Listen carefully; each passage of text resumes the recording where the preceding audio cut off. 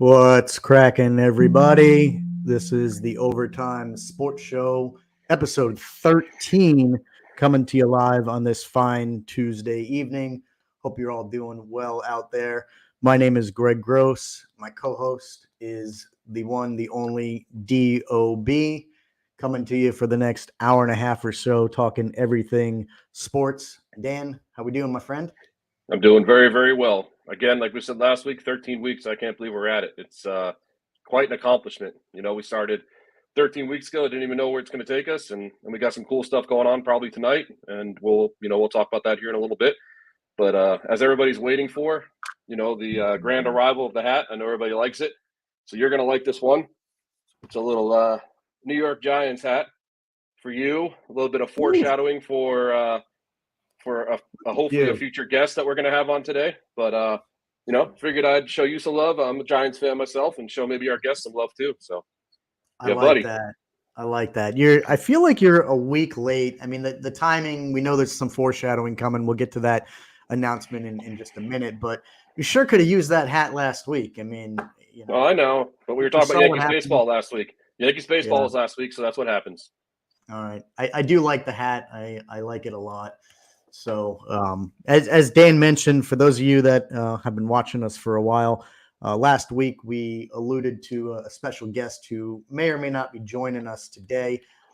Former NFL cornerback Dominique Rodgers-Cromartie is set to hopefully join us today, schedule permitting. He may be making a guest appearance with us. We'd certainly love to have him and pick his brain on the stellar career that he had. So hopefully we'll get that opportunity today. If not, we'll try to pin him down another time. But full slate of sports to get to, wild weekend in the NFL, bunch of other topics. So I think we need to just kind of dive right in. Dan, you know me, I like to start with a recap of MNF, the game that happened on Monday, as we usually do. And for me, I got some thoughts yesterday. To be honest, I'm kind of puzzled. We know if we look at my locks from last week, we do locks and upsets. I had the Eagles as my lock. I had them -4. I didn't think there was a way that they were going to go down now 3 in a row. They've lost. And, I don't really know what to make of them. I really don't. From the early stages of the season where it looked like they were almost head and shoulders above everybody except maybe San Fran. It just looked like the Eagles were kind of in a class of their own. We know they had that one clunker against the Jets. I still don't know how that happened, but maybe we do know how that happened because it seems like there's just something not quite right in Philly. And it's certainly not the time to be having this happen. We talk a lot about teams that make these deep runs in the playoffs. A lot of it stems from peaking at the right time. Things come together late in the season. You go on this hot run and it can take you a long way. The Eagles seem like they're trending in the opposite direction. And I just don't know why. When I look at their roster, top to bottom, there's a whole bunch of talent there. Guys like Hurts have been in the league a couple years now. So, the young rookie stuff, those aren't valid excuses anymore, in my opinion. So I'm pretty surprised. But, that's what makes the NFL so special. You don't know what's going to happen week to week. But things are not right in Philly. We all know how their fans can act, and I'm just surprised that their fan base is not imploding more on social media, given what's been going on the last couple of weeks. But I'm sure you got some thoughts. I don't know. Can you make sense of it? What's going on there? Because I certainly can't. No, not at all. And I don't know if you remember correctly, but earlier in the weekend, Friday, Saturday, Sunday, Jalen Hurts, he had a deep flu. So he was hurt. He was sick, and he flew by himself with the team Monday night. So I don't know if that took a factor in the play.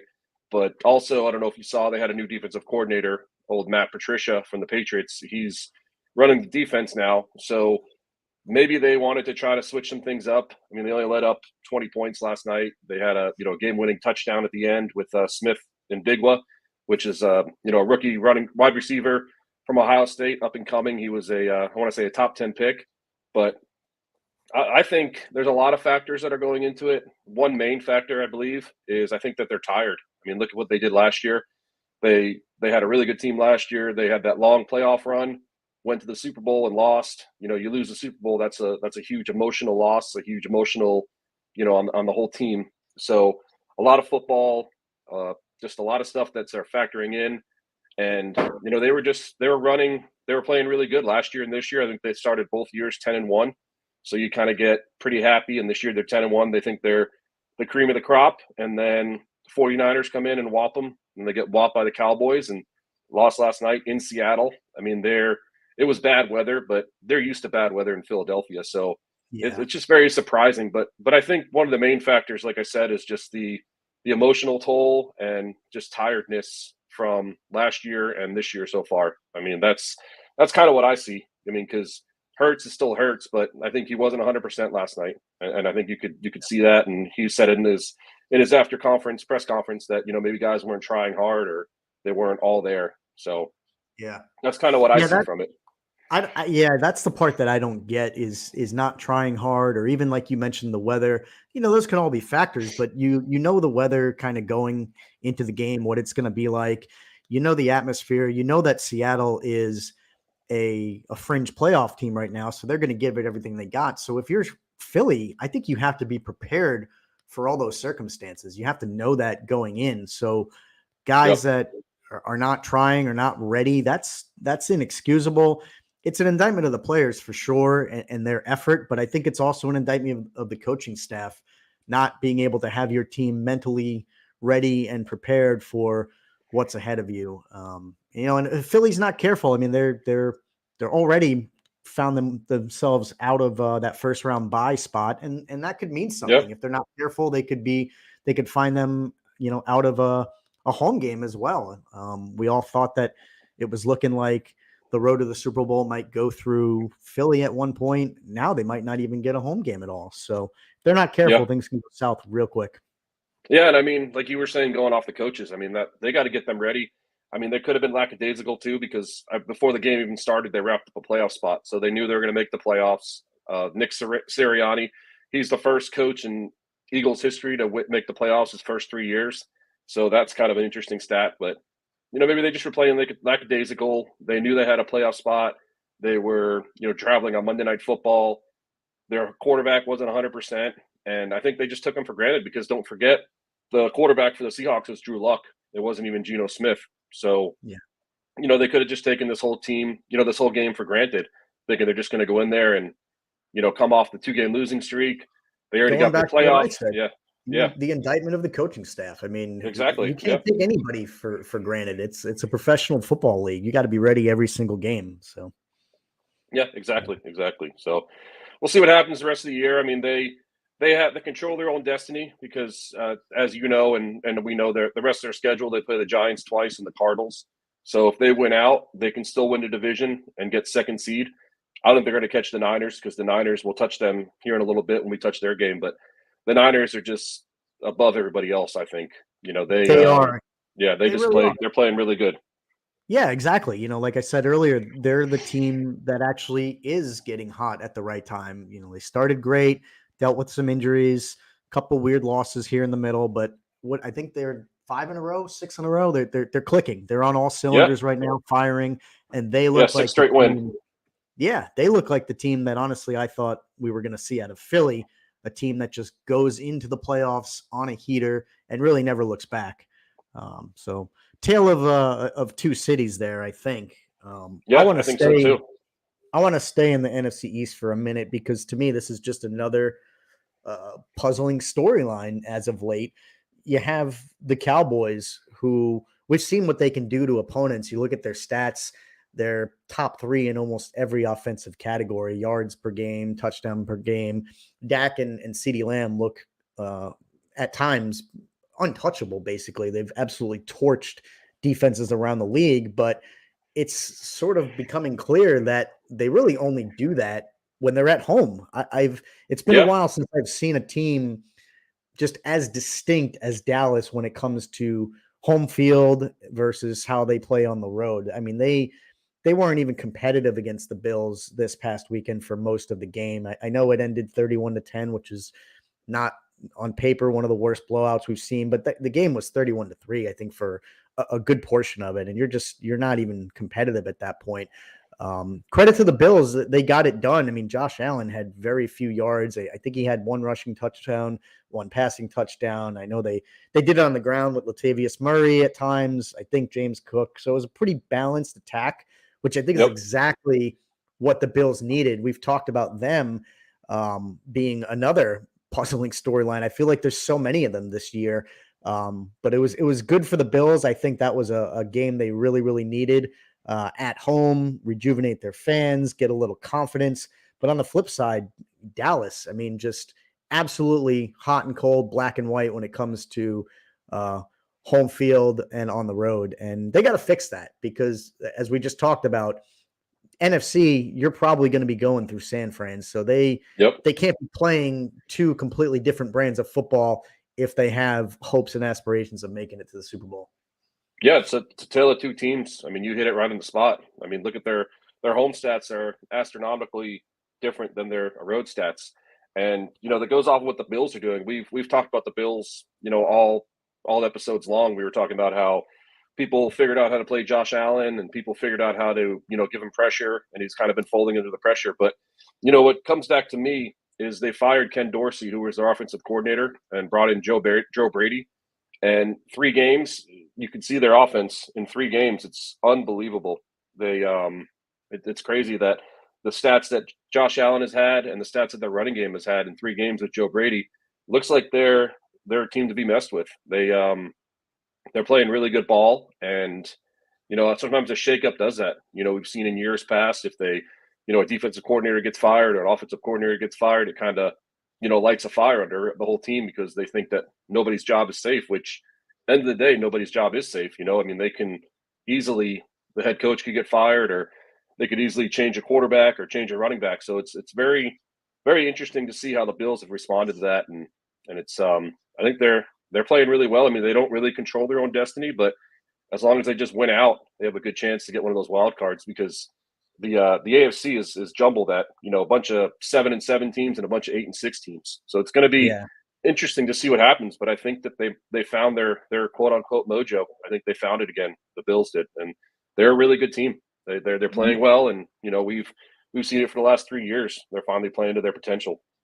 Yeah, they are. They're a team that, as long as they get in, I think they could easily make some noise just because of who they have on paper. They're a team that's tough to play at home. Bills Mafia is as tough as an environment, especially you've got the weather to be considered this time of year. You never know if you're going to face some harsh environments. So yeah, it wouldn't surprise me at all. For the Bills, it's just getting in, and for a week or two, it looked like they were gonna really miss out, but I guess they're finding a way, and it was a big victory for them. I want to switch for a second to the AFC East, and I can't believe we're even going to spend some time on this game, but it's worth it to me for a moment just to acknowledge the score for what it was. Of course, the Dolphins just blanking the Jets. That was another one that wasn't competitive at all. I really only want to mention it because I just saw on the scrolling ticker on the TV here that Rodgers finally, quote unquote, announced that he's not coming back this year. It was announced, I guess, earlier in the week that he was finally potentially eligible to return to the practice squad or the 53-man roster, something like that. And now it looks like they're retracting that. It's not going to happen. And I want to ask you, because part of me thinks that this guy was just stringing us and the fans along all season long. I mean, I think there's part of me that thinks he wanted to stay relevant, given how he went down so early, and it was disastrous. It was horrible for us. We're not Jets fans. I don't want to speak for you, but I was looking forward to seeing him play, seeing what he could do, because we know how strong their defense is.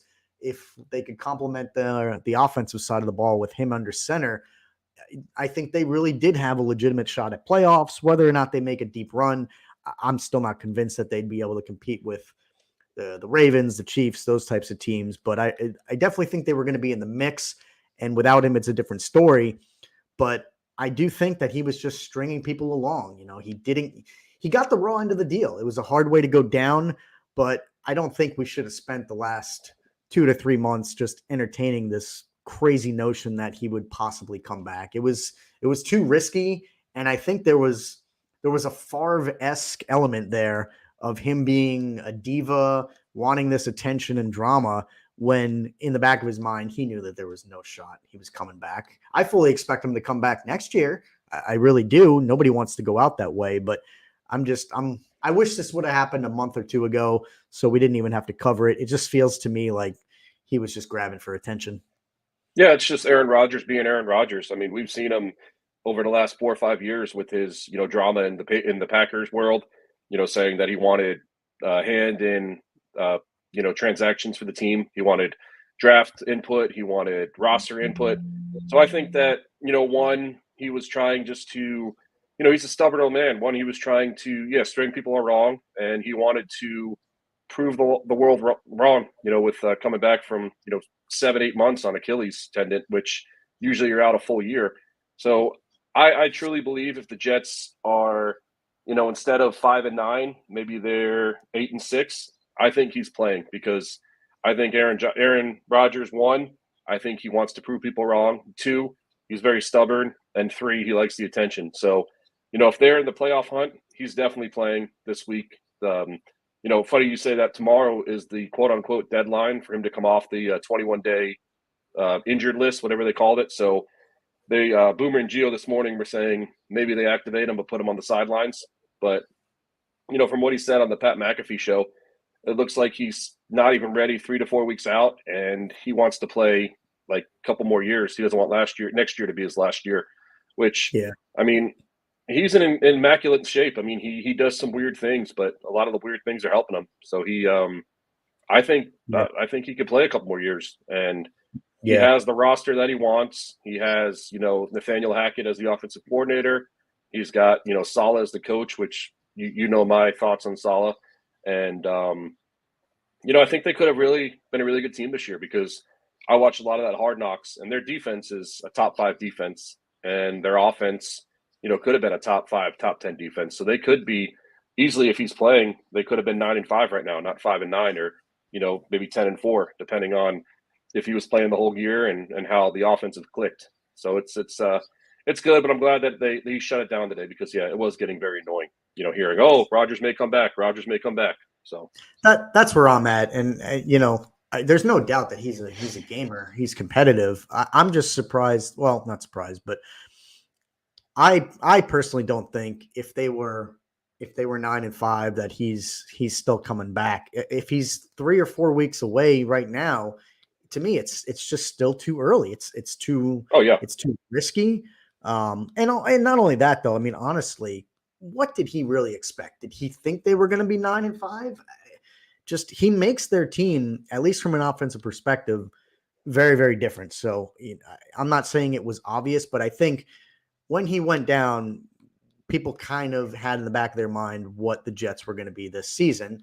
And I would say their record is kind of what we thought it would be. I mean, he makes them that much different on offense. So I just don't think he was coming back. But you're right. I'm glad we can put it to bed and move on to bigger and better things.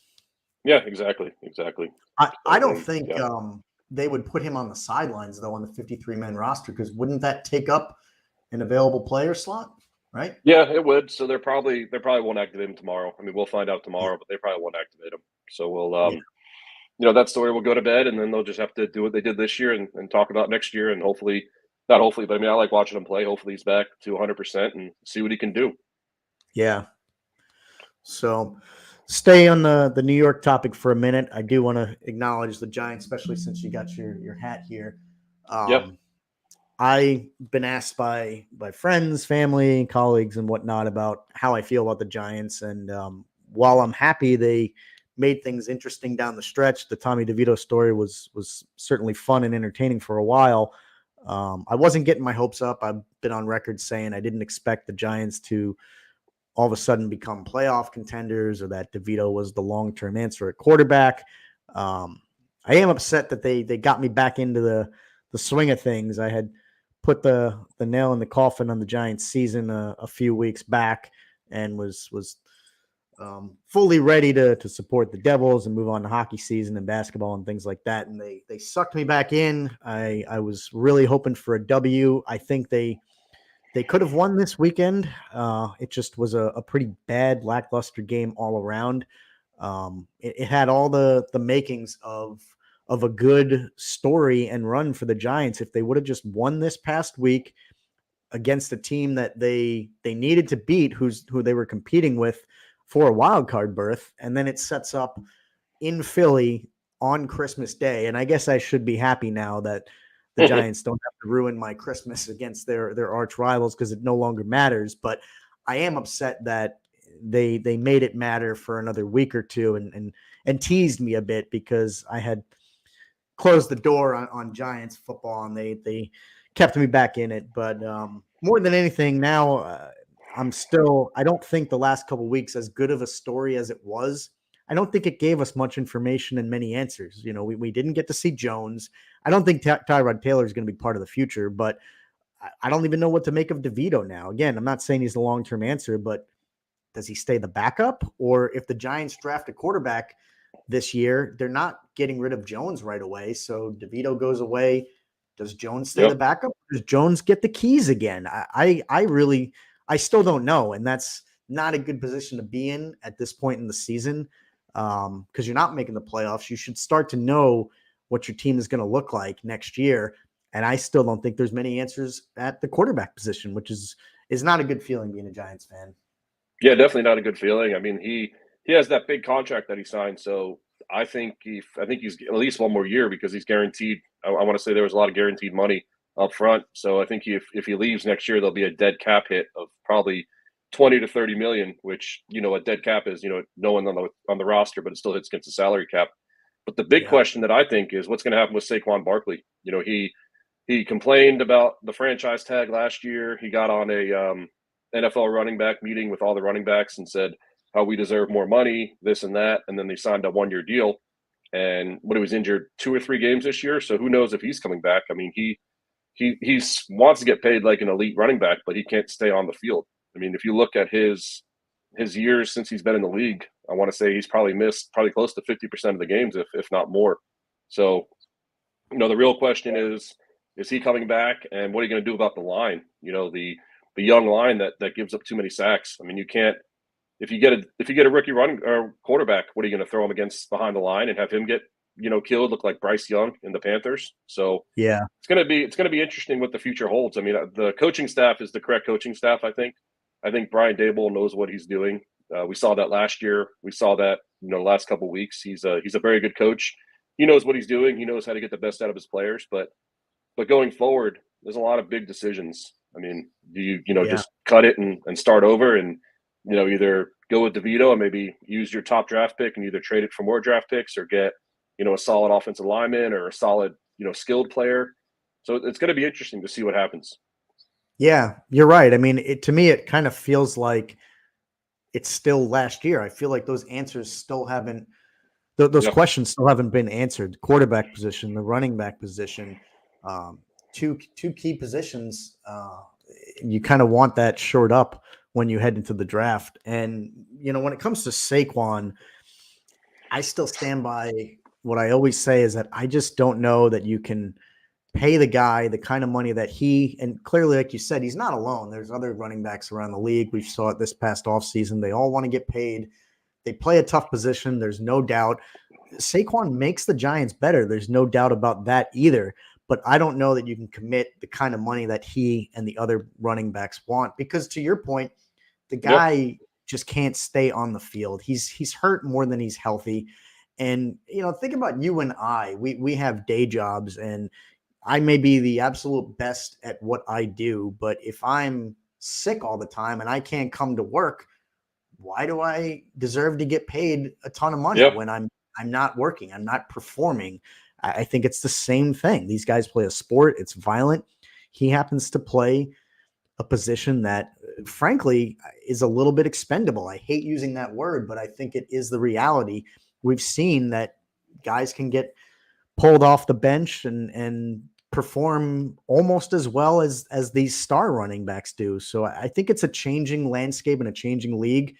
The quarterbacks are the ones that are getting all the money. Obviously, you're still going to pay, like you said, the skill players, offensive tackles to protect them. But I just don't know. As much as I like Saquon, he rubbed me the wrong way with some of his comments this past offseason. I do love the guy for what he's done while he's been on the field, but he's just not been on the field too often. So I personally, if it comes down to a contractual dispute, I would just let the guy walk. Wish him the best. Hope you do well. Anytime you play teams that aren't the Giants, wish you well elsewhere, and then we just move on. I don't think Matt Breida is the answer, obviously, but somebody else I think would be capable of filling in if they have let Saquon walk.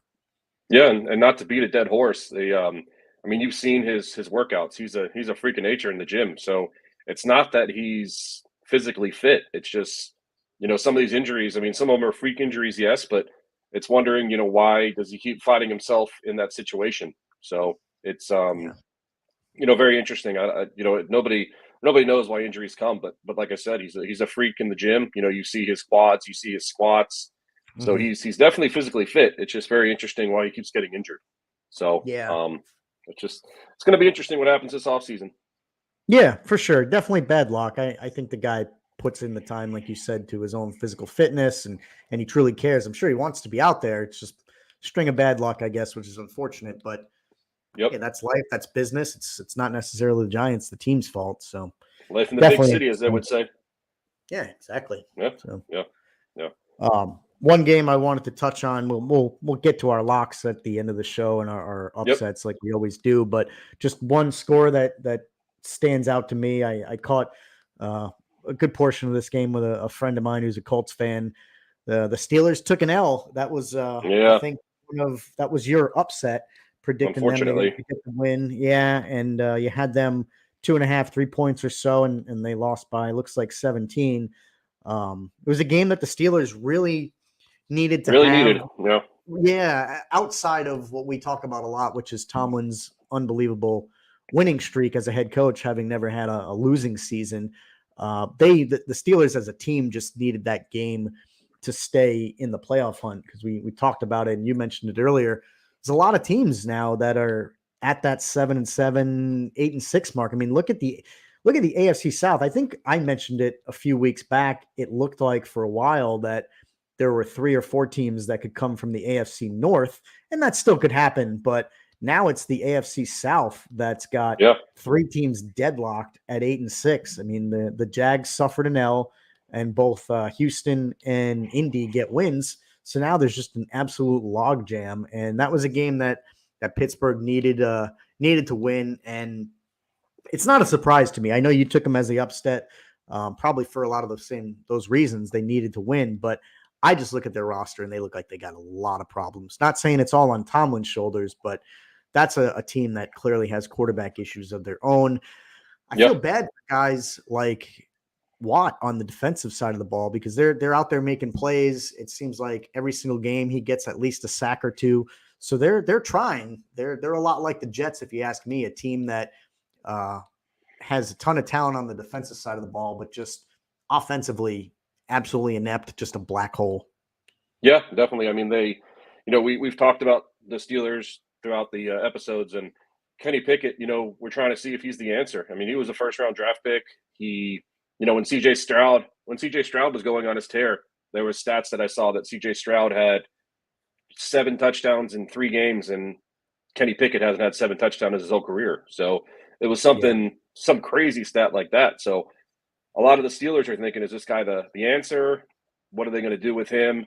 And I heard this week they're starting Mason Rudolph. I don't know if you remember that name from the past, but he's the one who got hit in the head, almost got hit in the head by Myles Garrett, 3-4 years ago. So they're not starting Trubisky. They're going to go to Mason Rudolph. So do they really want to, are they just going to give up on the season? Do they want to do this winning record for Tomlin, which, is a pretty impressive stat as we've touched on a couple times, but we'll see what just happens with that. I mean, I like I said, I took them because, last week I said with Tomlin's win record, he really wants to keep that streak going. But yeah, it's just very interesting. And another game I wanted to touch on real quick is you finally got your wish, and you've been talking crap about the Chargers all year long, 63-21. And they fired your boy Staley and they fired the GM. So I'm sure that Yeah. you were happy about that because I know you've been talking trash about him and that season. I mean that roster, and it's kind of when I was watching that game, I was like, I know Greg's loving this because it was it was what was it 49-0 at half or something like that, something crazy. Yeah. So it's Yeah, very that was, crazy how that's happening. yeah. I've been calling for it for a while. You I've have been on record as not a Staley believer. And you're right. I mean, that was an ugly, ugly game. 49-0, I yeah, think, like you said, and yep. 63 points. This is two games this year, just absolute wild offensively. 63 for the Raiders, and what was it? The Dolphins who put up 70 points. Yeah. against Denver early Not to on in the mention year. they got 3-0. They lost to the Vikings 4 days before this, so put up 63 points 4 days after losing 3-0. I mean Yeah. that's wild.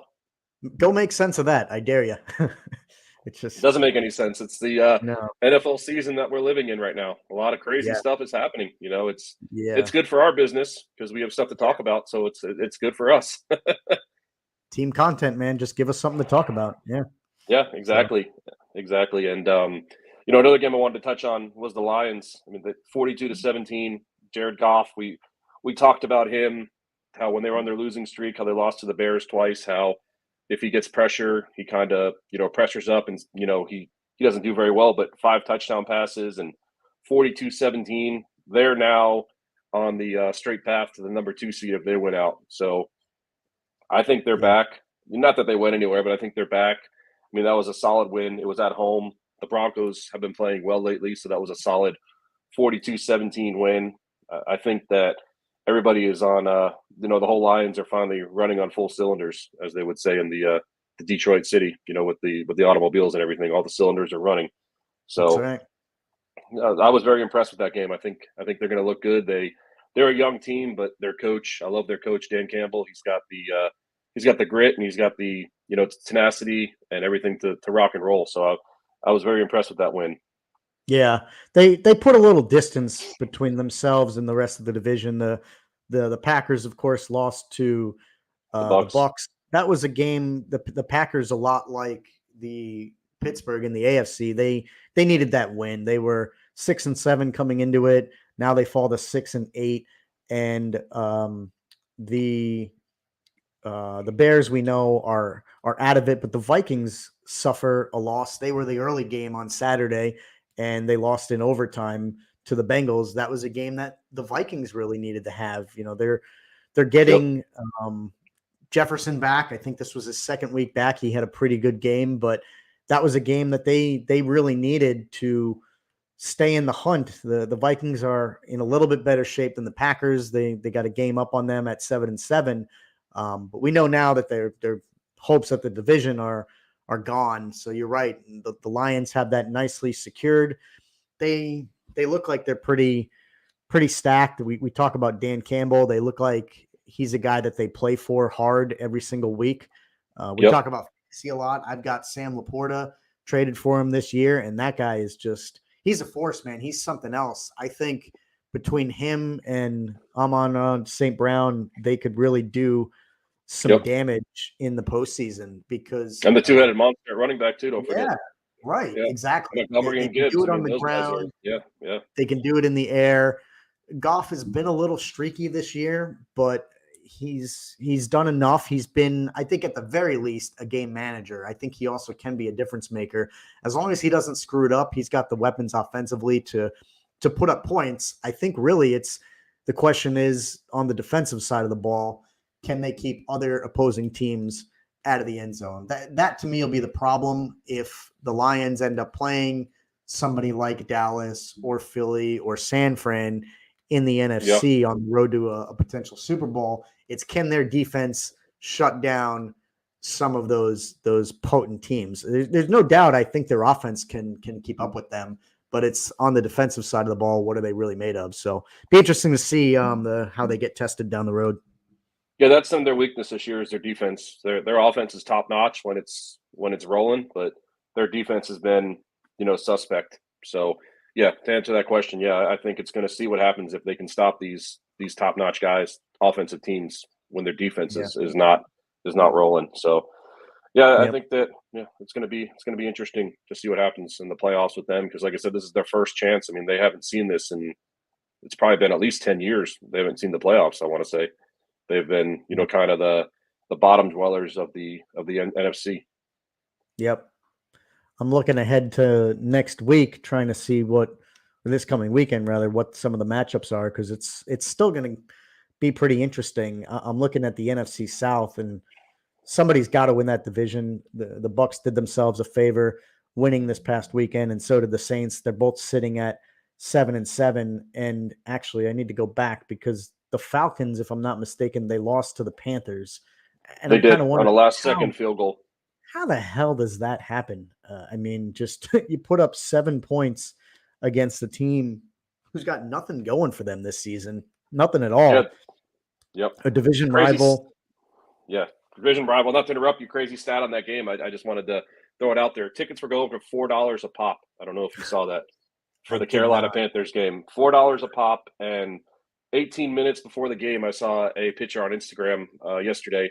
The high school football in Texas had more attendance than the Carolina Panthers game did for that game. And I mean, it was crappy weather, but still, Yeah. NFL football game has less attendance than a high school Yeah. football game in Dallas, Texas, at the Cowboys Stadium. So I didn't mean to interrupt you. I just wanted to throw that point on there. Yeah. So No, that's brutal. Jeez. it's very brutal, very brutal. I mean, 9-7. They won on the last second field goal. The Falcons looks like it's the Buccaneers division to lose, if I had to say. I mean, the Saints, they're an injury away from Carr getting injured, and they're out of it because who knows what Jameis is going to do when Carr goes out. I mean, the Saints have a good offense. They have Kamara, they have Tyson Hill, and they still have some decent receivers. But with no quarterback, what are you going to do? We know how important the quarterback is. Yeah, I guess that's a good point. But I mean, I'm looking at the schedule. It's no cakewalk for the Saints. They play the Rams this week, Thursday night, actually, 2 days from now. Yep. And we know that the Rams look like they're starting to get their act together. I think they're healthy. Cooper Kupp's back. He's starting to get in the mix. He could be a dangerous combo with Puka Nacua. But the Bucks have to play the Jags this week, and I think the Jags have also lost 3 in a row, if I'm not mistaken. But yeah, you don't want to get me that's started on the not gonna be- Jaguars. Well, I know how you feel about them, and that's kind of why I'm curious. They were looking a lot better than what their record says right now, but I still think they're a good team. The Bucks to me are just really, really streaky. I think they've gotten lucky on a couple of their wins. So I don't know. To me, I wouldn't say it's the Bucks. I think it's the Saints division to lose. I know, like you said, they're an injury away from imploding, but you could say that about a lot of teams. I think if I had to pick one, I think the Saints get the division. I think we Over talked the about it. Bucks, really interesting. I do. I think Yeah. I think we talked about it, but I'll be going to the game at Ray J on New Year's Eve. It's a day game. Oh, nice. Saints Bucks. So that's That could be that's for the probably division. that's Yep. gonna matter. It's probably gonna have the division on the line. So I'm actually kind of excited to go to that. But if I was a betting man, I think it's the Saints. Yep. Yeah, it's going to be interesting. I know that, like I said, you don't want to get me started on the Jaguars, but being in Northeast Florida, they were 8-3. Everybody was like, "Oh, let's go Jaguars," and everybody was happy. Everybody was hyped. They had 2 of 3 games, 2 primetime games, one against the Bengals, and then this past Sunday against the Ravens. And I love Doug Peterson. He's a really good coach, but I just think that their team is too young, and I don't think Lawrence is ready for the big time. They just find a way to lose. I mean, if you saw that Bengals game, you saw that Browns game, and then you saw the game Sunday night against the Ravens. They find ways to lose, and Yeah. that's not gonna fare well in the playoffs. So they, luckily for them, I think C.J. Stroud, I'm reading right here, is going to be out again this week against the Browns. And I mean, Case Keenum played good last week, but he barely beat the Titans, which they're a suspect team. We've talked about them. And the Colts, they have Gardner Minshew. I mean, he's playing well, but I think they might squeeze in there at like a maybe a 10-7 team or a 9-8 and win the division. And then who knows what happens in the playoffs? But it hurts me to say this, but I think it's still their division to lose, the Jaguars. Yeah. Yeah, you're right. I think from what I'm hearing, Stroud is probably going to be sidelined. It looks like he's not even cleared yet to play or to practice rather. So he's got to get that first, get in a full practice before he can even be designated to return for contact and whatnot. So it's looking like he's probably going to be out. That doesn't make me feel good as a CJ Stroud fantasy owner. I do have a capable backup. Yeah, I know he didn't have the best season, but we talk about it every once in a while. We talk about our teams, our players. I want your opinion for a moment since I am in the playoffs now. I had a first-round bye last week, so happy about that. I want your opinion, and for listeners out there, I want listeners' opinions too. Hit us up on Facebook or Twitter and let me know your thoughts because I want to survey some listeners for some advice here. And Dan, you tell me yours. So I got a little bit of a pickle for the flex spot.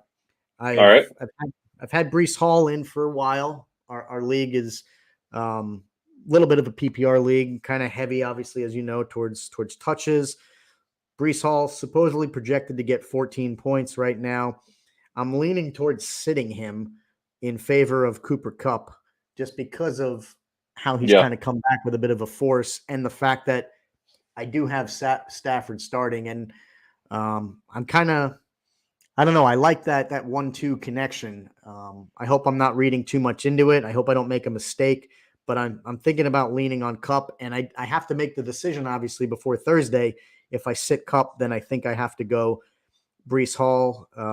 So those are my thoughts. The other options, I could put Devin Singletary in, but going up against Cleveland's defense, he's had a great little resurgence the back half of this year, but I just can't see myself starting him against Cleveland. So really, my gut is Kupp or Hall, maybe Singletary, and I also do have Najee Harris, but he's too streaky in my opinion. They go with Warren a lot. So you tell me, what would you do, Kupp or Hall? So here is my thoughts on it. I would probably it's kind of a toss-up. I was thinking more of Breece Hall, and the reason why I'm going to say this is we know Aaron Rodgers isn't playing. We also know that Zach Wilson, he got tattooed last week against the Dolphins, so he hasn't been cleared. So their quarterback is going to be Travis Simeon or Trevor Simeon, whatever the hell his name is. So he's going to be handing the ball off a lot because obviously he's not going to be passing. I mean, they're playing the Commanders, but still, I think they're going to run heavy just because unexperienced quarterback, he doesn't want to force the issue. So it's kind of a toss-up. But then again, Cooper Kupp, I mean, we saw what happened 2 years ago when Cooper Kupp was healthy with Matt Stafford. He ran him to the Super Bowl, and then he was, I want to say, wasn't he Super Bowl MVP against the Bengals in the Super Bowl 2 years ago? I think he was. So, and I think he won the Triple Crown that year too, with the most receptions, most touchdowns, and most yards. And the Rams need this game more than the Jets do. So if I was me, I'd probably be leaning, 60-40 Cooper Kupp. But then again, it's a toss-up. I mean, let me see where the game is. I mean, the game's at home, so there's going to be no weather. There's going to be no weather there. I would probably do Cooper Kupp just because he looks like he's healthy. Stafford's been playing really well in the last 4 or 5 weeks. And like I said, again, I don't repeat myself, but look what happened when he was healthy 2 years ago. Super Bowl champion, Super Bowl MVP. Yeah. So that's my thoughts. I like it. Appreciate that. Yep. I'm inclined to think that too. I'm rooting for you to win the championship too. So we appreciate it, my man. Yeah, because I won the last 2 years. Uphill battle. I won back-to-back years, and I won the first year. So you're playing against a fellow league guy who's got 3 championships. So I don't need somebody having 4 champions before me. So I don't need that. So I'm rooting for you to beat him. Yeah. So shout out to our boy Brett, who's the other guy Dan's referring to, who has 3 championships. Yep. It's been the Dan and Brett show in our league for a number of years. There was one outlier, but you and he have just swept it with championships for a long time. Yeah, get some fresh blood in there. That's what I always say. That's right. I'm hoping it'll be me, man. I'm hoping it'll be me. Me too. My boys came to play most of the time this year. I've had a pretty consistent team, so so we'll see. Yep. So I'm hoping. We're about, I would say, halfway through, 45 minutes in. I don't know if we're going to get Dominique Rodgers. We're still efforting him, but it may not work out, so we might have to try that another day. I don't know about you, but this is usually the time I get kind of thirsty. It's the top of the hour. You don't got to tell me twice, brother. Doing our beer segment? You don't got to tell me twice, brother. I'm happy. I'm ready. I like it. So I think now is a good time for just a short couple-minute break. We're going to do our beer segment as we always do, and then we'll probably get to some hockey, some NBA, and we'll bring it back for some closing thoughts, some NFL, and our picks. So let's get it, my man. A few minutes, and the beer segment's coming up. Stay with us.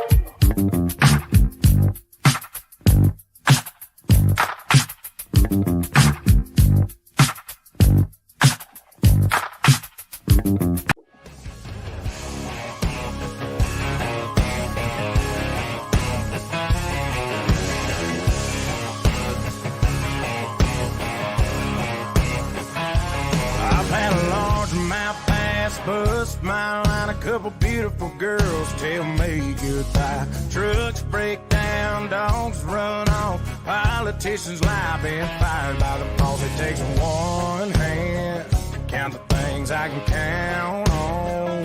No, there ain't much man that ain't ever let me down. Long neck, ice cold beer never broke my heart. Like diamond rings and football teams have torn this boy apart. Like a neon dream, it just don't know me. The bars in this guitar and long neck, ice cold beer never broke my heart. Oh yeah. Damn, So that song hits again. every time. Every time that song Every single hits. time. Beer 30, Oh, yeah. beer 30. Like you said last week, people can see the video of me dancing. That's what's out, man. It's so good. I do like it. Gets me pumped up. Oh man, it's I'm great. thirsty. Keep me honest, but pretty sure you went first last time, so I think I got the honors. I did. You got the honors, my friend. All See right. what you Before I got. pull it out, I want you to guess for a moment. What kind of beer do you think I got? What style? Oh, you have a wheat beer. Kind of close. Kind of close. A Let me wheat show you. beer or a Belgian saison. Wheat beer or a saison. You know that I've been on this bit of a kick lately. I'm going to hold it up. Tell me if you can see Oh, that. Oktoberfest. Okay. 3 daughters It's out a of Mar- St. Petersburg. Yep. It's a Marzen. It's a Marzen. So I've Marzen, been on a yep. Marzen kick, as you know, and I St. saw this Petersburg, one. too. I actually picked it up today. Nice. As you know, I coming into this, we've been doing different beer reviews now, 13 weeks in a row. I really can't say that I'd had many Marzens before this, but the ones that I've liked, or the ones that I've tried rather, I've liked. So this is, as you said, a local brew. 3 Daughters in St. Petersburg, about an hour and away from here. It's a Marzen, 5.1%, 26 IBUs. It says on the sweet to bitter scale, looks like it's about 25%. They got a little rating on the back of this can. So looks like it's right up my alley. I'm interested in trying this. I do like 3 Daughters. Yeah, So, 3 daughters is a good place. They got good beers. They do a nice blonde ale. A nice blonde ale they do. Yeah. Gonna give this one a shot. So we shall see. Let's see how you're going. You're like greens in regulation. You're like 8 for 13 on good pours. So we'll see. think We'll it's see what we that can do bad? here. Yeah, greens in regulation, as our golfers would know. I don't know. I don't think it's been that bad. Maybe fairways hit. We could do, Mhm. All right, I there mean, you come go. on. I'm thinking that's a 9 or 9.5 out of 10 right there. I mean, that's You're pretty close to my solid. angle. So You're close to my bill, but that's all right. it's got some Looks aroma good. to it. Yeah, it's got. If you can see that, it's a pretty dark amber color. Yeah, it looks nice. Let me see.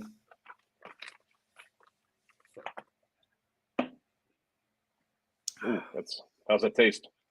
It's smooth. It hits you at the end. What kind of like a strong flavor, or was it hit you at the end with? What kind of Yeah, notes? it's. I don't want to say bitter. It's a little malty. I was gonna say malty. Yeah, yep. You can pick that up for sure. Let me give one more for a rate. Mhm.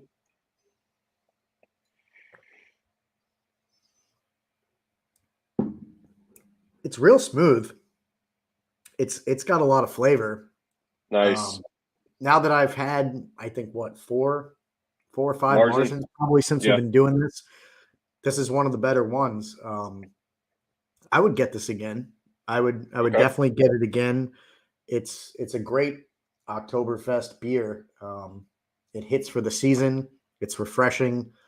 Great by the campfire. I got to give this one a fair, strong rating because I do like it. I'm going 8.3. Nice. I'm going 8.3.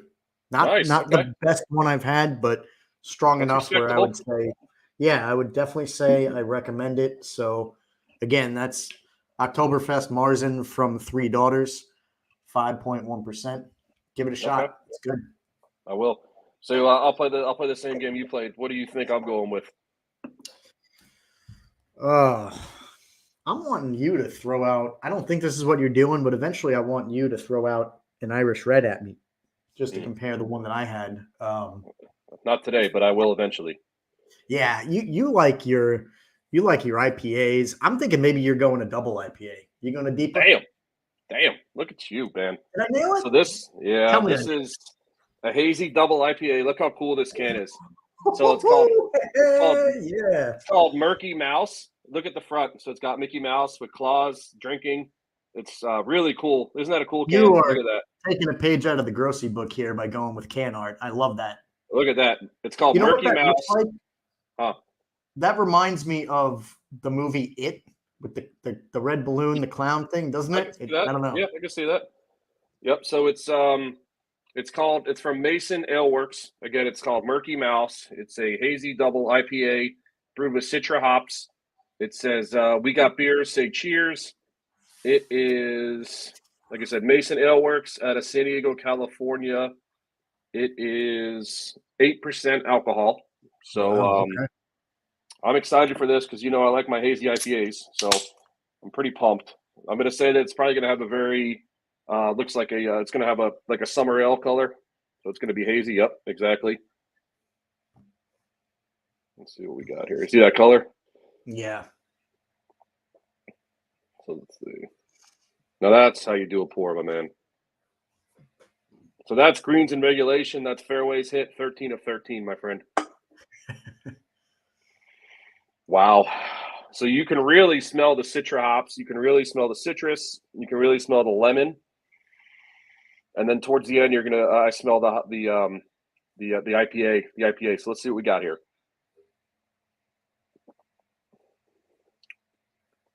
Ooh, yeah, that's good. So to describe what I'm tasting here at the beginning as my smell, it's gonna hit orange, lemon, and then the hints of the hops, the Citra hops. Those are what really makes it 8%. So it's very, very tasty. I like they're saying, like I said, we got beers, say cheers. So that's pretty cool. Mm-hmm. Let me give it another. Yeah. Wow, that's delicious. 8.5. 8.5. Okay, strong. That is delicious. Yeah. You know me, man. I love my hazy IPAs. So I could drink a hazy IPA every single episode if I needed to, and I'll give it an 8.5, 8.4. I mean, hazy IPAs, they pop, man. You're picking some winners lately. You've had some strong ratings. Well, I mean, I like good beers, man. You know, Mhm. I'm up for a challenge, Mhm. but I haven't. All the beers I've had have been really good. So Yeah. you know, Hey, that's good stuff. Cheers, my man. cheers. Oh yeah. I think I'm gonna roll with this background. What do you think? I think it's better than the other one. It's more clear. You can see more things going on. I like it. Yeah, I'm gonna go away from the bright lights. It messes up the whole persona. So I'm gonna No, roll it with looks this. good. It's not horrible. Yeah, it's not Looks horrible. good. It's Yeah. clear. Yep. All right. So there you have it. Weekly beer reviews, taste testing. We can Yep. switch gears back to some sports for a moment. I want to take it to the NBA for a second. You know where I'm going with this. We Oh yeah. made some predictions, or rather some guarantees, if you will, some statements a week or two ago. I'm on record saying that I am donating We $100 both are. to We both are. to charity of listener's choice. You're on board with that as well. So the two of us, and that of course is if the Pistons set the NBA record for most consecutive losses, which I believe we were told was 27, but I think that would set the record. And we got to spend a moment to confirm what it actually is, because I was told that the record is 26 and 27 would set it. So Let me see. if I'm looking you up. can, Our yeah, listener Jeff Creason texted me and said I think 28 was it. So hold on one second. yeah, let's just do some double checking. In either case, while you look that up, see if you can find that. Not much has changed other than they've racked up a couple more L's. They are now standing at a 2-25 record on the season. That's unbelievable to me. Losing, of course, 24 in a row. You mentioned they started the season 2-1, if you can believe that, and they've since rattled off 24 losses in a row. It's I can't say that I've seen that in any league in my lifetime. I've been a fan of really all the professional sports leagues, basketball to a lesser extent, but I like to consider myself a bit of a sports historian, knowledgeable about facts and streaks and all that kind of stuff. And I can't tell you the last time I've seen 20 plus, certainly 24. It's just unheard of. And before I want your thoughts on it, but I also want to ask you just an honest question, because I'm not following the details of it. I don't know how this is not more of a story. I do see that Boomer and Geo acknowledged it. I wish we had a direct line to those guys, because we were talking about it first. I had my eyes Only on this time will tell. a few weeks ago, but I'm curious, and I want to ask you, how has the coach not been fired? How has the GM not been fired? How are the players not on social media doing press conferences? How is this not more of a story? You've lost, the season is a quarter of the way over, and you've lost an 80 game season. They've lost more than a quarter of the season consecutively. It's unbelievable to me. I don't know how this is not more of a story. You tell me, am I missing something here, or should this not be front page news on every newspaper, on every social media channel, especially in the Detroit area? All right. So I have two answers to your questions. The first one, the most losses in a row. So it's Yep. a little bit tricky because the record for losing streak in the season is 26 by the 2010, 2011 Cavaliers and the 2013, 2014 76ers. However, Okay. the 76ers lost 28 straight over the 14-15 season and the 15-16 season. So Okay. technically in one season it's 26, but consecutively it's 28. Yeah. So I did we could hear probably that. take the 28. I mean, I don't know what we want to take. Maybe the season, it I really I depends. want Yeah. single season. I do. And the reason why I say that is because I go back to, I think this record still stands in the NFL. The Bucks, unfortunately, have the distinguished honor, I believe, of losing the most consecutive games, and theirs was over a 2-season span. I want to say I think it was their inaugural season back in 76, where it was a 14-game schedule. I want to say they went 0-14, and then I think they rebounded and continued that with, I think, 0-12. I want to say they also did 26 in a row in the NFL, but of course, again, that was 2 seasons. So I would take just the single season. I don't Yeah, know let's that do it's that. necessarily fair to overlap an off season, but either way, give me your thoughts. Why isn't this all over the headlines? I don't understand. Okay, so I have the roster pulled up right here to the left of me, and I'm looking at their roster. The oldest dude on their team is 34 years old, and the youngest dude on their team is 20 years old, and the ages are in between 34 and 20, with the most of their players being 25 and under. So that's why it's not all over the place, because they have a very, very young team, and their coach, Monty Williams, he's a glorified coach. He's been around for a very long time. I think they're just going to run with it and see what happens with this young team. I mean, obviously they want to get a win. I mean, they started 2-1, like you mentioned when we started this segment, and they've lost 24 straight. So I think it's not over the place because, like I said, these players are young. They want to build with Monty Williams. He's a first-year head coach. He was just with the Phoenix Suns, and 2 years ago the Suns made the finals, lost to the Bucks, made the finals. So he's a really good coach, and I think they're just going to ride it out and kind of gain these guys experience playing and losing and kind of gaining composure.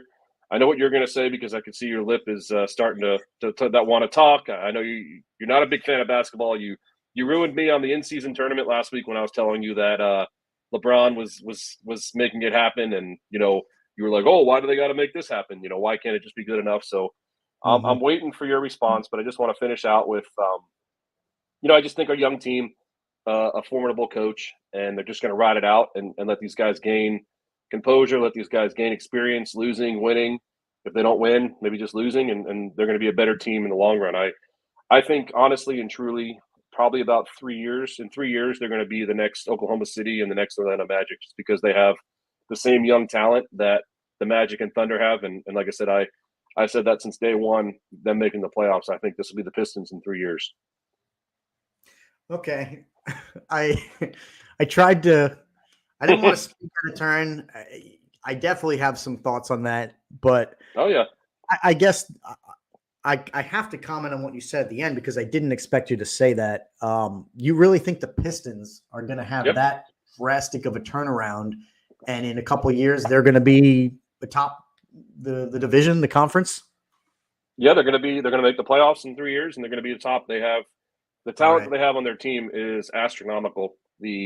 What these guys have done, how young they are, how much experience they're gaining, they're just getting thrown to the wolves. As the old saying goes, and a lot of this has been told.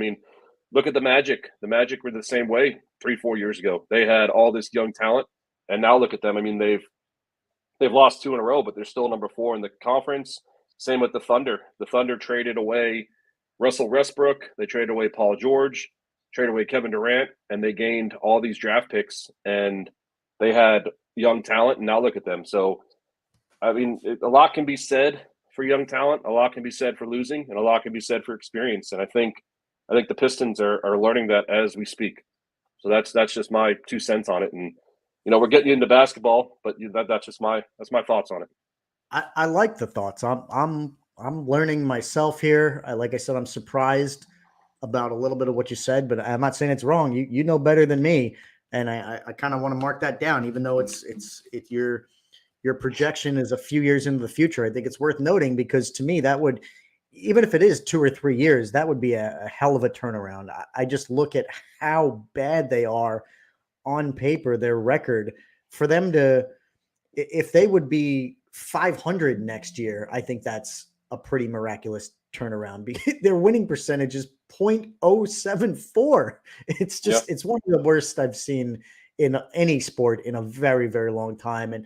And if what you're saying is true, that their players are young and it's just a maturation process, like you said, just being thrown to the wolves, maybe they just have to pay their dues and fight through it.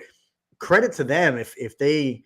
I just think of, from my perspective, playing sports growing up, and obviously not nearly as a competitive level, but just I played sports before where you just get your teeth kicked in. You know, occasional game you have this blowout. You know, playing hockey, you lose 10-0 or something. It's a confidence ruiner, even when it happens one time. And I just can't imagine what these players are going through mentally every single night. I mean, do they even have a prayer? Part of me, I'm looking now. I want to see if I can find it. What's the spread for the next Pistons game? Is it plus 20? Is it plus 30? I mean, I haven't paid too close attention to the games to see if they're even in the conversation, but I'm just wondering now, what does the spread look like? Because I just can't see how these players are not mentally defeated before even tip off. All right, so they play. The spread's not out yet, but the next game they play is on Thursday against the Jazz at home, and the Jazz are 10-17, so they're probably going to be 4 or 5 point underdogs, maybe 6, just because they're at home. I mean, the Jazz aren't up; they're only 10-17. So, I mean, they're playing. Like I said, I just go back to what I said. They're learning. I mean, I just looked at their schedule real quick. It's not like they're getting blown out in some games, but they're scoring 100 points, 101 points. You know, they're still scoring points, and they're scoring a lot of points, and they're gaining what's going on. They're learning how to play as a team. And like I said, with all these teenagers, all these young players, I think it's going to be beneficial in the long run. I don't want to keep repeating myself, but it's yeah.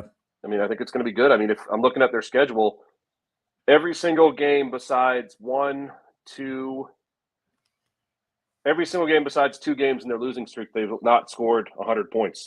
And 100 points is pretty monumental. I mean, I know nowadays you haven't been watching basketball the last couple of years, but like this year and last year, offense is up. So 100 points isn't what 100 points used to be. But still, I mean, 100 points is still a benchmark for a young team. So 2 out of 22 games they've scored, 22 out of 24 games they've scored over 100 points. And like I said, I don't want to repeat myself again. I just think they're primed for something big in the next couple of years, because you don't obtain all this talent and not do anything with it, because they got the coaching. They obviously have a franchise history. They obviously have a good arena. They have some fans that are still around, and I think it's going to turn around. That's just me looking optimistic. Yeah. I like it. Calling the shot. We'll see. Hopefully, we're doing this thing in a couple of years. I plan to. I know you do, and I want to revisit this, and we'll pull it up from the archives and see if you're right. Something that still stands out to me. I think you're on record, if I'm not mistaken, calling the shot about OKC, and I think the Magic were the 2 that you predicted to be atop both conferences, and the Magic are right in the conversation. I just called them to make the playoffs. So yeah, I mean, and they're in. 16-9, they're looking good, and OKC 17-8. So both those guys are right there. I had my eyes again. I don't want to state the obvious. It probably was obvious to a lot of people, but just I did some research. I looked at the teams that I felt had the most talent, the depth, and my eyes were locked on Boston pretty much when the season began, and they're still right there, number 1, number 2. Tied with the T-Wolves for the best record, but I'm looking at the home record. We talked about some teams that are just really 14-0. Yeah, 14-0. They can't be beat at home. It's pretty amazing. That's a heck of an accomplishment. Again, we're still just about a quarter of the way through the season, but not having a single loss at home, I think will bode well for them, especially when it comes playoff time. Yeah, I mean, I will give you some credit. I mean, it wasn't, a huge off the table pick, but Boston does have a really good team. I mean, 2 years ago, they went to the finals. They have Jason Tatum. They have Jaylen Brown. They have they got Kristaps Porzingis this year. They have a really good coach, and they have really good ownership and really good franchise fans. So that was a good pick. But yeah, they what about Horford? I'm looking at him. He's a Florida guy, and he's same age as me or you. He's a veteran now, but is he making any kind of meaningful impact on the team, you think? So he comes in, he's like the 6th, 7th man. He'll play probably about 15 to 20 minutes a game. He'll score 10 points, and he gets in there, gets a lot of rebounds. So he's getting older in the game. I mean, I don't know if you know his background, but he won back-to-back championships with the Gators, which we've talked about my hatred for the Gators, but they won back-to-back in college basketball. And he's the only one around still from that team, because that team had Joakim Noah. It had Al Halford. It had a couple other guys who were in the NBA, and this is the only guy that's still around. So Yeah. he's still in there. He's a big body, and he can hit threes too, which is a good aspect of his game. So he's a good off the bench guy, a good minute guy, a big body guy. He'll still get you, 5 to 10 rebounds a game, depending on how long he plays. Yeah. Horford was a guy when the Gators won those championships. Who was their coach? Billy Donovan. Billy Donovan. Yeah, that's what I was thinking of. Yeah. I didn't realize He's now he the went coach back. of the Chicago Bears. The Chicago Bulls. Yeah. I pulled a Grossi on that one, messing up my teams. Man, jeez. You just Hey. think I'm just like fumbling and bumbling over here with the teams. Yeah, you're like Chris Berman, fumbling and bubbling and stumbling. Yeah. Yeah. I like it. Hey, Yeah. that's what we do. So, anyway, yeah, we're keeping our eyes focused on this record that is, it's in the 3 sights losses now. away. Yeah, 3 losses away. So let's look at the schedule. Is it possible that this record would be broken by the time we do our next show? Let's see. They play Thursday.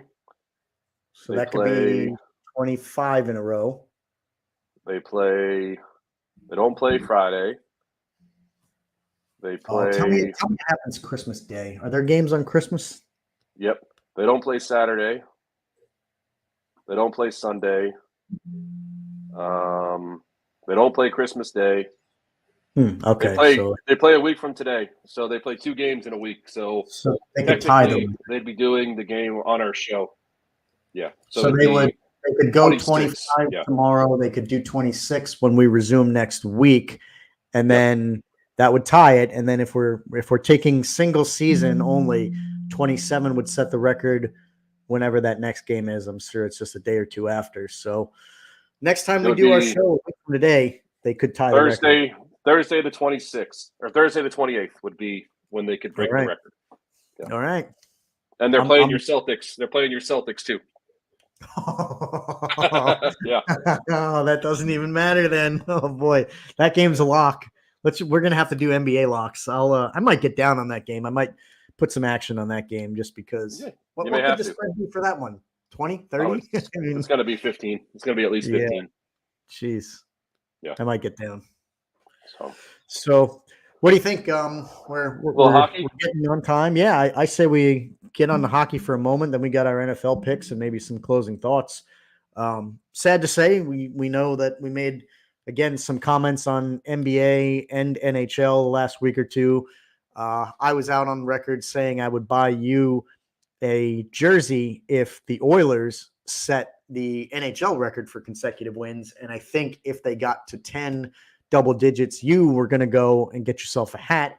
They fell a little short because unfortunately they lost to the Lightning. I actually was hoping my boys, the Devils, would be the ones to break that streak, but they handled them pretty well. They actually rematch them again this Thursday, so that'll be a tough test. And tonight they're playing your boys. Yeah, they're playing my boys, which my boys have been on a little run. I'm looking at the standings. Your boys have been on a run, man.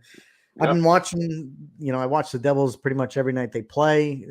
They had a bad loss Sunday and trying to rebound tonight against the Flyers, which is a tough game, but we're behind the Flyers. We're behind you guys.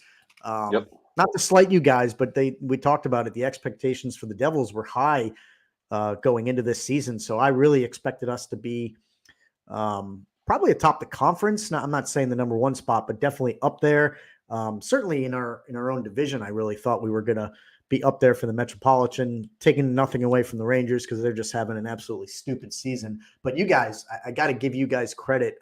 You're finding ways to win, and you've been pretty consistent. So it's been surprising and impressive to me. Yeah, 6-2-2 in the last 10, and like I said, we're playing the Oilers tonight. Our last 8 were actually 5-0-3.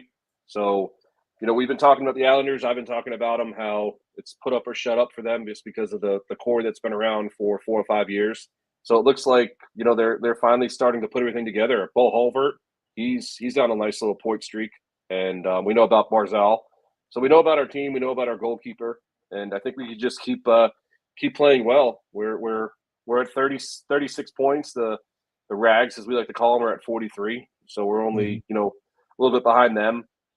And, it's going to be interesting. If we just keep playing good hockey, we'll sneak in there as the playoffs and we'll go from there. But I'm excited to see what happens. And I don't know if you caught this, but the schedule makers, they knew what they were doing for Connor McDavid.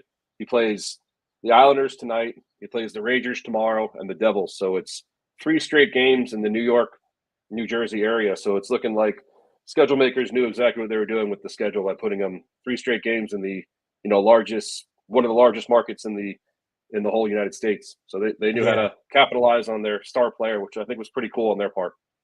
Yeah. I mean, they do that a lot. I don't know that it's necessarily unique to this year. It's regional. A lot of it's based on travel plans, whether it's flights or bus or whatnot. Oh yeah, for sure. A team like that from Canada, they usually do the circle, the route. They play the Northeast, whether it's, you guys, us, Flyers, Penguins. They try to keep them regional to make it fair, because there are some teams. There's always that old crowd out there that thinks it's unfair to the teams out west, like a Calgary and Edmonton. Now there's Seattle, those teams that have to make that continental trip across the country in time zones. To me, it's just kind of nonsense. Every team has to go through that. It's never fair. But yeah, you're right. I mean, it's going to be interesting. McDavid gets to do the tour through the Metropolitan Division. The one thing I wanted to just touch on for a moment, it hurts me. It pains me, because I really, really root for the guy. I thought he was, I don't want to say a shoo-in for this, but it really looked like he was possibly going to get the record. And of course, I'm talking about Ovechkin chasing Gretzky's goal record. I don't know exactly where he stands right now. I want to say it's 835 or something like that. It may be even just a little bit less than that. Of course, he's got to get to 892, if I'm not mistaken. I think Ovechkin is, if I'm correct, I think he's 38 years old, probably will be 39 this year. By all accounts, he's been pretty healthy throughout his career. So I really thought he would play as long as needed to get the record. To me, there's no reason why he couldn't play till he's 40 or 41. But this year so far, it's starting to make headlines over the last week or so. People are saying he just looks like a shell of himself. This is the first year that he really is, I guess, showing his age. People are saying visibly, if you watch him, and I know you were just there, I don't know if you honed in on it completely, but people are saying he looks slow. He looks a step back. He looks worn down. And he's a great guy. He's a great player. I would say he's arguably the best player of this generation, taking nothing away from a guy like Crosby. Some of the others, they're probably 1A, 1B.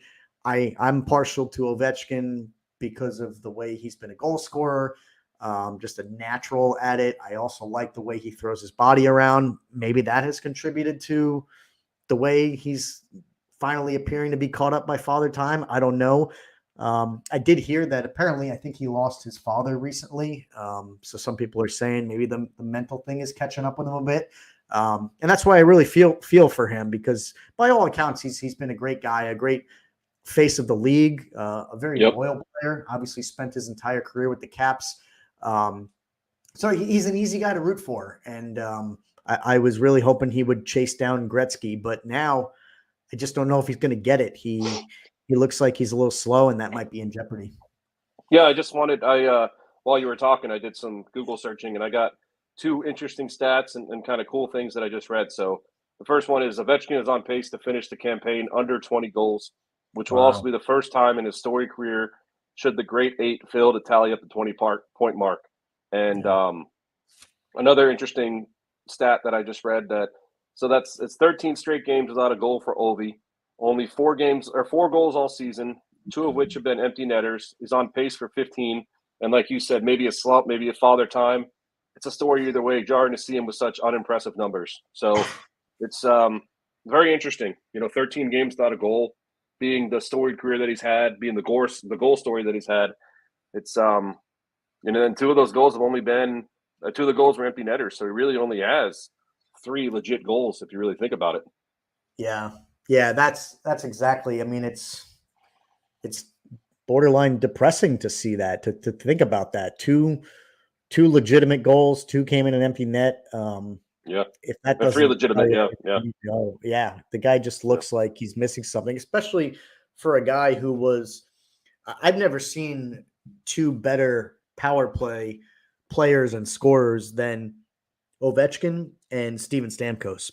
Those two guys have been doing it for about the same amount of time. Honestly, Stamkos came a few years after Ovi, but those two guys, they sit in the same spot, and They get that slap shot. They get that slap shot and pop it.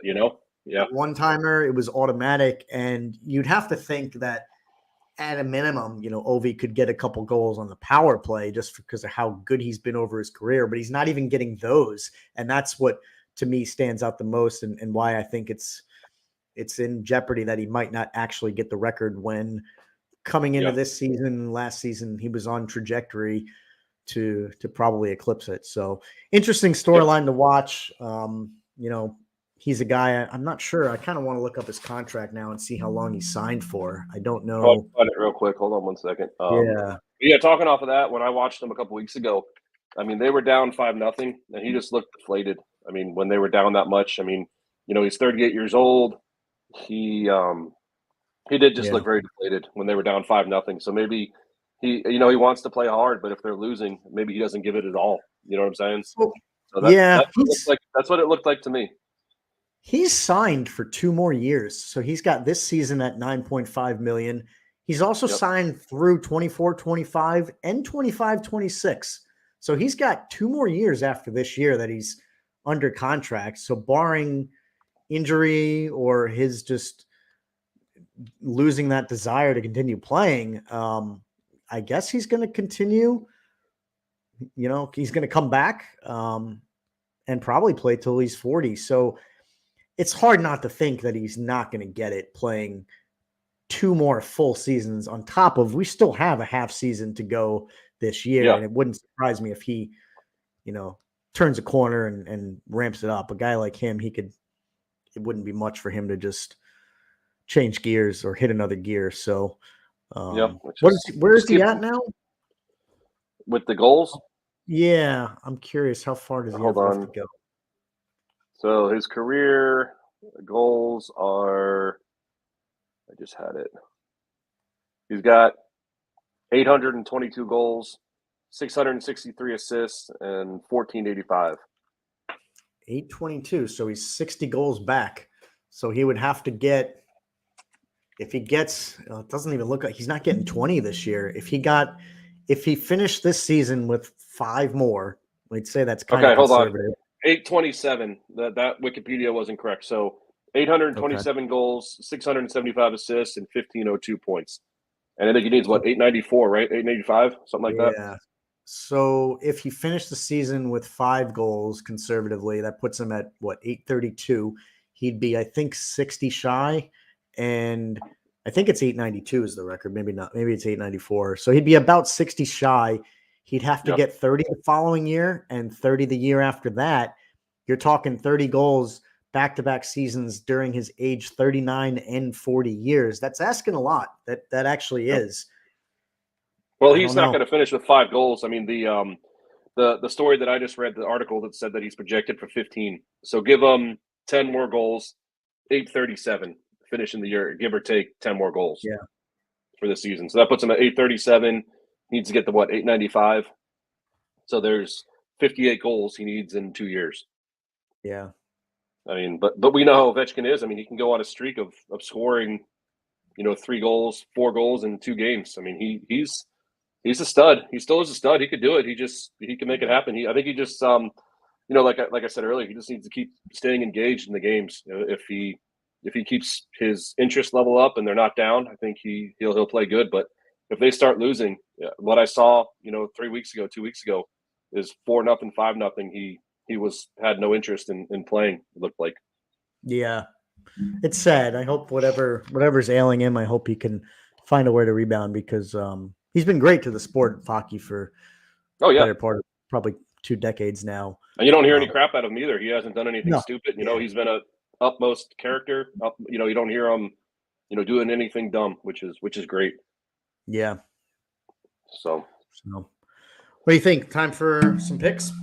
Yeah, let's do some picks, and I think this might be interesting too. We have 3 weeks left. I think we should give our MVP predictions. I don't know if you're ready for that yet. If you want to give it a week or 2, but I have some ideas. I have an idea for an MVP. We might have the same. We might have not the same. But I don't know I'm if you want ready. to pop Yeah, off. You want to pop off with MVP first, or you want to do our picks, or how do you want to do it? we can pop off MVP. Tell me your thoughts because you probably given it some more thought than I have. I got a couple names, and I got some thoughts on MVP award in general. I'm sure you might, but let me hear what you got. So I think the runaway winner right now is Brock Purdy for the MVP. I think Christian McCaffrey is a second, close second, but I think Brock Purdy's going to win it. And then number 3, Dak Prescott, even though he had a crap game, and Jalen Hurts. I think those are the top 4, but I think Brock Purdy runs away with it easily. I don't know if what your thoughts are, but that's if you want to write that down, like we've been doing predictions. I'm taking Brock Purdy for the MVP. Okay, so you got Brock. I'm gonna go off the board a little bit because I don't think he's getting a lot of attention, votes, notoriety, at least when it comes to the MVP conversation. Maybe he is, but I early on this season I saw a lot about Tua when the Dolphins offense was just rolling. People have, I think, brought up Dak and Hurts. Mahomes might even get some votes. Who knows? But I'm going to go with Lamar. I think Lamar I was going makes to the say that. Yeah. who they are. I think when I look at their team, they're balanced. I think Harbaugh is a good coach. Their defense is pretty solid, but they've dealt with a carousel of guys at the running back position. They don't have the biggest names in receiver. Mark Andrews went down, and they haven't really missed a beat. I think they are probably the second best team in the league next to the 49ers. And I think a lot of that is because of Lamar. I think he's truly a difference maker. I think he's quietly kept them atop the AFC for the better part of really the season. So I'm going with Lamar. I really think he's deserving of it. I wanted to mention that I do think there's a problem with the award in general. I think there's some bias that a lot of people seem to consider it only a quarterback award. And I think that's a flaw in the thought process, the thinking. I think anybody should be able to win the award. It's most valuable to your team. In my opinion, if you take it for face value, what the award truly means, it's who's the guy that's the biggest difference maker, who has the biggest impact to their team. And if you take that person away, what does that team look like? So I don't think it should just be quarterbacks, but we know that I think the last guy to win the award was somebody ripped it. I think it was the Vikings when AP won it. I want to say 2012. Somebody said that. I think it was Boomer and Gio. They said he ripped it from the year Peyton Manning should have won it. So I think AP was the last non-quarterback to win it, if I'm not mistaken. And that was 2012 or something. And if you go back even further, I think the last guy before that was, I want to say LaDainian Tomlinson back in like 04, 05. But it's just, other than that, it's been 20 years or so of nothing but quarterbacks. And I think in any given year, there's a ton of other guys, non-quarterbacks, that are probably equally deserving of some consideration. Yeah, I'm looking at the stats right now. So, Adrian Peterson won it in 2012. But let's not forget that year, Adrian Peterson had almost the record of rushing. I think he missed Eric Dickerson by like 30 or 40 yards or something like that. Yeah. So that was an awesome year. And then besides that, LaDainian Tomlinson, when he had that year, I think you want to say he had almost 30 touchdowns combined rushing and receiving. So, yeah, if you go back, you got Mahomes, Rodgers, Jackson, Mahomes, Brady, Ryan, Cam Newton, Rodgers, Peyton Manning, and then Peterson. So, give or take those teams, they're leading their team to victory. They're the ones who call the plays. So I can see why a lot of people say it's a quarterback winning award. But if you're going to have a year like Peterson, you're going to have a year like Tomlinson, you're going to have a year like McCaffrey maybe this year. There should be good thought for not a quarterback winning. But I do, just to kind of beggar to your differ on that, I think it's a quarterback award because look how important they are to the team. If Mahomes wasn't on the team last year, they don't win the Super Bowl. Rodgers, obviously, they don't go as far as they do. So, it's kind of a catch-22. But if you're going to have a a killer year where you're setting records, then definitely you should be able to win the MVP if you're a wide receiver or a running back. Yeah. So so I agree with you there. I mean, Agreed. I'm going to go back and see. I don't think there's ever really been a Lawrence Taylor won it in '86. I was going to say, I think he was the Yeah. only defensive player, and that's going way back. Yeah, 1986. And then Fran Tarkenton, it looks like he's the other. I think he was a wide receiver. He won in '75. But everybody else have kind of been running backs or quarterbacks. You know what I'm saying? So Yeah. our boy Boomer Esiason won in '88. So we got to give him some props. Yeah, our boy Boomer. So that's pretty cool. Shout out to Booms. Yeah. And then there's been a couple years where they've split it. Like in '97, Brett Favre and Barry Sanders won it. In 2003, Manning and McNair won it. So there's been a couple years where they split it, which is kind of interesting. When did Manning split it, and who? With whom? 2003 with Steve McNair. Is that because I don't know exactly how it's decided? I'm assuming it's a voting committee. Is there an even number of votes that could make that happen, or is that still a thing? Can it be split this year? So it's interesting on this page that I'm looking at right here. They have five categories. They have an AP, a PFWA, and a Sporting News. So that year that McNair and Manning won it, they were the AP MVP, and then Jamal Lewis was the PFWA MVP, and then the Sporting News was Peyton Manning. But I think the AP is the one that really gets the win, I believe. If I'm not One mistaken. of those sounds fugazi. It doesn't sound like the legitimate Fugazi. word. That's right. It's a woozy. It's a great wazi. movie. Yeah. Yeah, from the great movie. You know, you got a poster of it at your house. Exactly. So, but yeah, I think Brock Purdy and Lamar Jackson. That's going to be a good one for us. I didn't forget about Lamar Jackson, but I think that's a toss up between those three: Lamar Jackson, Brock Purdy, and Christian McCaffrey. So yeah, I like it. Yep, I like it. So we're down. We'll So, keep an eye on those in a couple weeks. Well, a month or so, whenever it's announced. You got Brock, I got Lamar. So yep. noted. I believe I started last week on the picks. So are you ready? Or you want me to go? I'll go. Let's do a rundown. I think we both went 0-2 or 1-1. You went 1-1. I wish I could say I did, but I did not. So talked about it. I had Philly last week as my lock. I thought that they were just going to beat the Seahawks on Monday night, and they didn't. Not only did they not win by 4, but they didn't win at all. So I lost the lock, and my upset, I had it written down wrong. I actually wrote New Orleans +6, but I took the Giants +6 against New Orleans, and they didn't cover that. They lost by 18 or whatever it was. So I go 0-2 on the week, and that puts me I was 11-11 at 500. Now I'm 11-13. You had Cincy. I had you written down as -3.5. I think you said 3.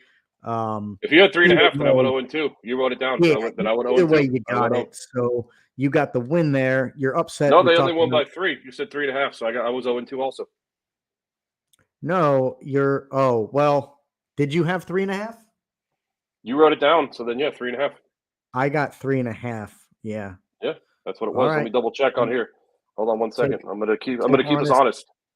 Honest, Abe. Yeah, I could make mistakes, especially if you ask you. You think I make a lot of mistakes. Hey! Take it easy. Let me look at another app real quick. Give me 1 second. But if you got 3.5 written down, then I'm gonna keep it honest. I think so. I'm pretty sure I usually defer to you with the odds because sometimes the lines that you're looking at are not the same as mine. I think we usually go with yours. Yep, 3.5 right here. So we always agree with it. So yeah, we're both 0-2. That's what it was. Okay, all right. Yep. So then we both went 0-2. So yeah, I'm gonna keep. We're still honest. tied. That makes me feel a little better. Yeah. We are both 11-13. Still respectable because as we talked about it, the upsets are hard to come by. So as I look down the schedule, man, a couple weeks left in the season. I don't know if teams are going to start resting players. Probably not yet. There's still too many games that matter. Look at the Bills spread. I got -12. Wow. As much as I think the Chargers are terrible, I can't touch that. Bengals, Pittsburgh, I don't want to touch that. Packers, Panthers is tempting at -5. I got 11.5 for the Bills, but yeah, I don't think you want to touch that. Okay, not really. Wow, the Jets are giving 3 to the Commanders. And that's just a terrible game all around. Wow, Lions -3. This is a tough week. Tough 3.5. spread. I got the Lions at 3.5. 3.5. See, and that's What are you that's on a different. NFL.com? Are you on No, NFL.com? I'm on Bet Online. They're my All right, I'm on ESPN.com. they're my bookie of choice for as of now. We'll go with yours, but it's always usually just a half-point difference if they're not the same. So we'll go with yours. Okay. Man, Giants, Eagles, 12. San Fran, Baltimore, +5.5. Interesting. Yep, that's what I got. So this is a doozy. Man, there are not a lot of games I like right now. With the spreads, I'm gonna go. I have Cleveland -2.5. What do you have? Yep, I do. Okay. Yep. Give me my lock, Cleveland. They Shoot. look like somehow they're still rolling. I don't know how they're doing it with Flacco, but Shoot. Houston, is that who you wanted? I'm thinking about it. All right. I actually got a fun one for you. You're gonna love my lock. You're gonna love it. All right. And then let me get my upset in here real quick. So, man, who do I think can pull off the upset this week? Trying to get something that's a big spread. But all the teams that are favored, I like them, just not enough to really cover. Saints Rams is tempting. I think they'll keep it close. Yeah. You know what I'm going to do? I'm really hoping for a good game on Christmas, and it would not shock me if they win, but I expect them to keep it close. Maybe keep it within a field goal. I'm going with my MVP choice. Give me the Ravens +5.5. Keep That's it what I have close. too. Maybe they don't win, but maybe they keep it within a field goal. So give me Ravens +5.5. Yep, I can see that. Yep. All right. I got mine locking and rolling, my man. Let me hear it. They're both 4:00 games. I'm gonna go with my lock first, and you're gonna love this one. It's the old Tampa Bay Buccaneers -1 against the old Jaguars, dude. I got no faith in the Jaguars, and I love how that they're imploding, as we say. I like that. I like it. All right. Okay. Nothing better than watching the Jaguar fans go 8-3 and be all happy, and then now they're going to be 8-7 after 4 straight losses. Man, yeah, I love it. And my upset, we talked about this earlier in the show. I'm going to take the Cowboys +1.5. You have that too? I have. Where is that game? They're playing the Dolphins. Let me see. I have, Cowboys +1.5. I like it. Yeah, I think the Dolphins, like we talked about last week, they haven't really beat anybody that's gotten a good record. So they play the Cowboys this week, and I want to say they play the Ravens either the week after or I know they play the Ravens once of the next 3 weeks. So I think they play the Ravens next week. And I just don't think the Dolphins are that good of a team. They haven't really proved themselves against anybody of note. I mean, they're 10-0 against teams that are under 500 and 0-4 against teams that are over 500, So until they can prove it, I mean, I know they're home, but at the Cowboys coming off a abysmal game against the Bills, I think that they're going to come back hard. I think Dak's going to come back hard, and I think they'll win. So, yeah, that's my upset. Okay. I like it. See if the Cowboys can win on the road finally. Yeah, I mean, I hate the Cowboys, but it is what it is. So you got to do what you got to do. Yeah. Yep. It'll be interesting slate of games. We got 3 games on Christmas. Raiders, Chiefs. Raiders put up some points, so who knows if they can keep that one close. But Chiefs are home. They're usually pretty good at home. I expect they'll take that dub. And Giants, Eagles. I wish they were still alive. It's in Philly. That just 12 points too. Ouch. That has 12 points. murder written all over it. You know what? I mean, I don't know if it's been announced already, but I think you can almost guarantee the Eagles are probably going to wear their black jerseys. They seem to just crush us when they wear those.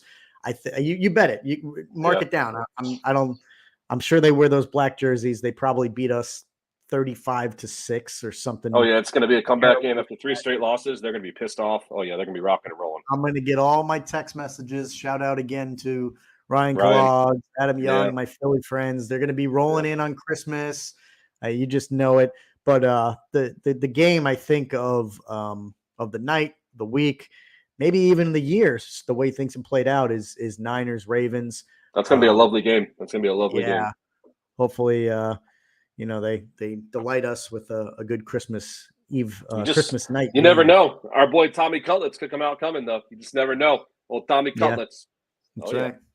Tommy Cutlets. That was fun while it lasted. So we'll see. Hey, it's not done yet. Tommy Cutlets can come out and make it happen. Yeah.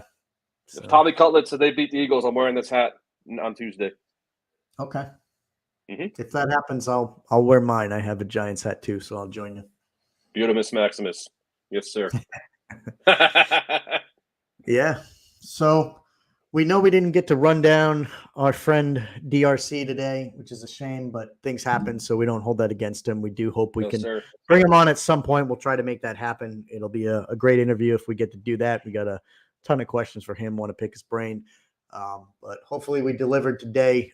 Bunch more great content. We'll have another great show next week after Christmas. Hope everybody has a wonderful holiday out there, spending time with friends, family, doing whatever it is that makes you happy and brings you joy.